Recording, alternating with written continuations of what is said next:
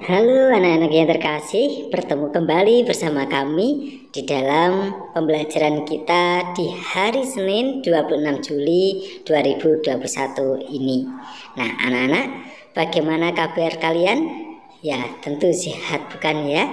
Nah anak-anak, kali ini kita akan mempelajari tema 1 subtema 2. Dengan tema 1, judulnya adalah selamatkan makhluk hidup, dengan subtema 2-nya hewan sahabatku. Anak-anak, sebelum belajar, apakah kalian sudah melakukan kegiatan-kegiatan rutin kalian seperti mandi, sarapan pagi, memakai pakaian yang rapi, berdoa sebelum belajar, dan membaca kitab suci? Baik ya, mari kita membaca kitab suci bersama. Bacaan diambil dari Injil Matius bab 13 ayat 16 sampai dengan 17. Akan tetapi berbahagialah matamu karena melihat dan telingamu karena mendengar.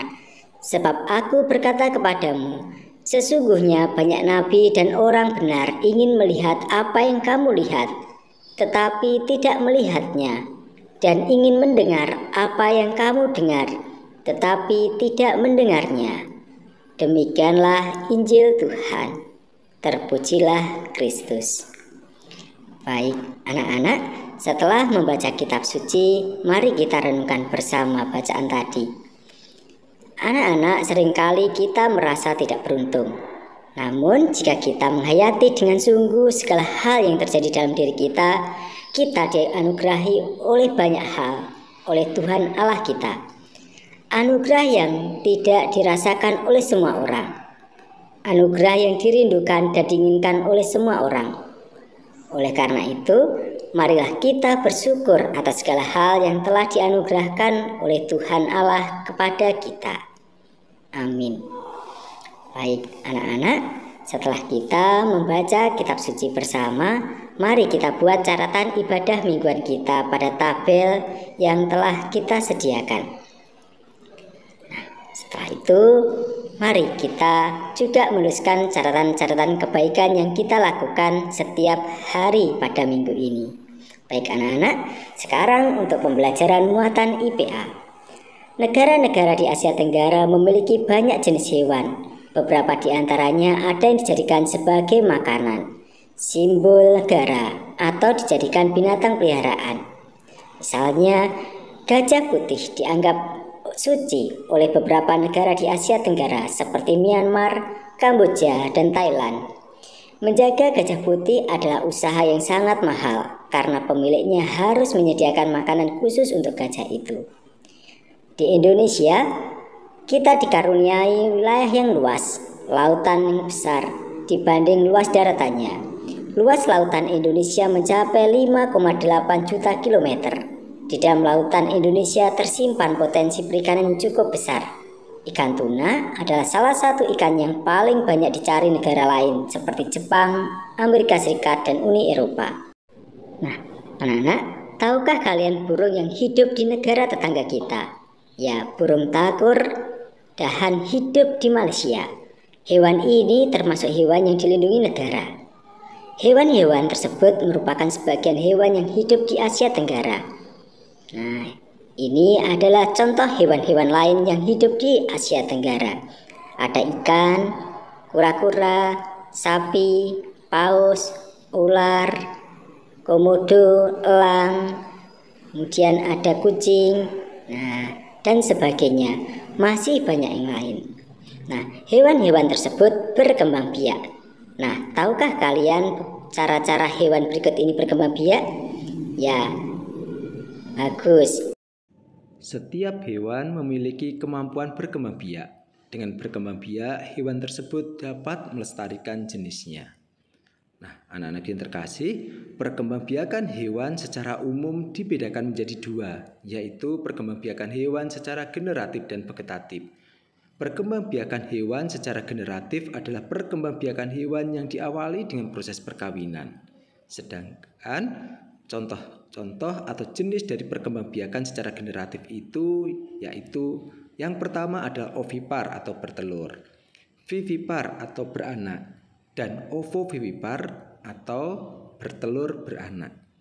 Nah, untuk lebih jelasnya, Mari kita baca penjelasan-penjelasan berikut ini.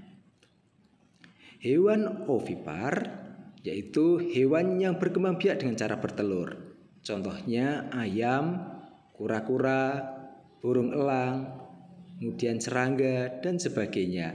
Sedangkan vivipar adalah hewan yang berkembang biak dengan cara melahirkan. Contohnya paus, sapi, kucing, kuda, dan sebagainya. Sedangkan ovovivipar adalah hewan yang berkembang biak dengan cara bertelur sekaligus melahirkan. Contohnya adalah ular. Nah, ular selamanya tidak melahirkan anak-anaknya. Tapi kadang-kadang pada saat mengeluarkan anak-anaknya masih ada anak ular yang terbungkus oleh cangkang telurnya. Nah, dapatkah kalian menyebutkan contoh hewan lain yang berkembang biak dengan cara ovovivipar? Ya, bagus. Contoh yang lain yaitu beberapa jenis kadal. Baik anak-anak, sedangkan perkembangbiakan hewan secara vegetatif itu adalah perkembangbiakan hewan yang tidak diawali dengan proses perkawinan. Perkembangbiakan secara vegetatif itu dibedakan menjadi 3, yaitu bertunas, membelah diri, dan fragmentasi. Hewan yang bertunas contohnya adalah hidra dan porifera. Hewan yang berkembang biak dengan membelah diri contohnya adalah amoeba, euglena, dan paramecia. Sedangkan hewan yang berkembang biak dengan fragmentasi atau memotong bagian tubuhnya adalah cacing planaria atau yang biasa disebut dengan cacing pipih. Baik anak-anak, agar kalian bisa lebih memahami apa itu perkembangbiakan hewan secara generatif dan vegetatif, kami sediakan tabel perbedaannya. Nah, tabel perbedaannya adalah sebagai berikut. Perkembangbiakan hewan secara generatif itu dilakukan secara kawin, alias terjadi perleburan antara sel kelamin jantan dan betina. Sedangkan pada perkembangbiakan secara vegetatif tidak.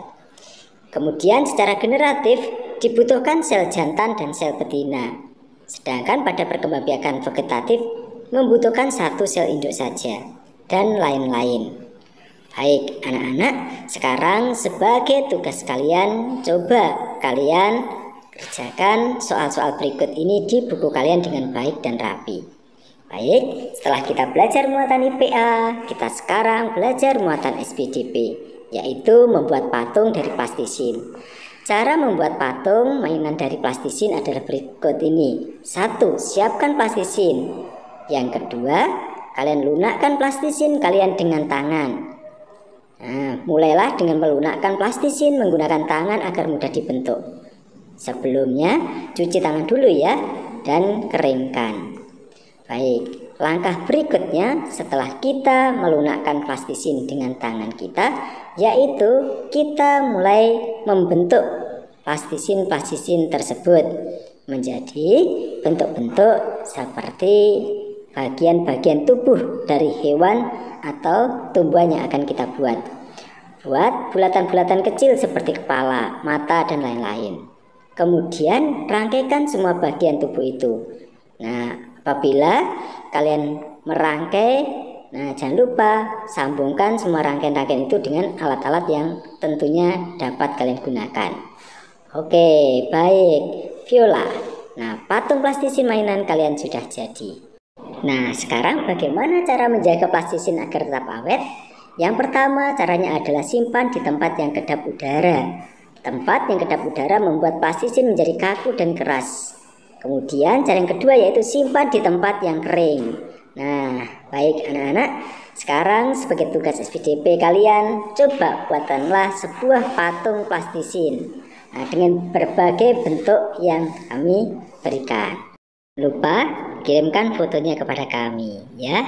Baik anak-anak, pembelajaran kita hari ini sudah selesai.